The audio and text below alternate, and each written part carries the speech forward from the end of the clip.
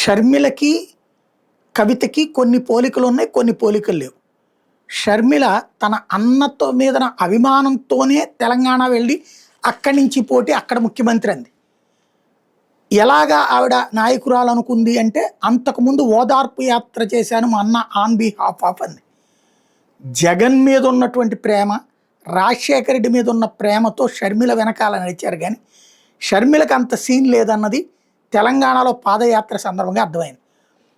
250 కోట్ల డబ్బులు ఖర్చు పెట్టినా తెచ్చుకున్న జనం తప్ప ప్రేమతో వచ్చే జనం కరువు అయ్యి, తన పార్టీనే చివరికి విలీనం చేసి ఆంధ్రప్రదేశ్కి వచ్చేసి పిసిసి ప్రెసిడెంట్గా చివరికి గతంలో కాంగ్రెస్కి వచ్చిన ఓట్లు తప్ప అదనంగా సాధించలేని పరిస్థితి అయింది. ఇప్పుడు మరి కవిత ఏమవుతుంది? సొంత రాష్ట్రంలోనే పోటీ చేస్తుంది.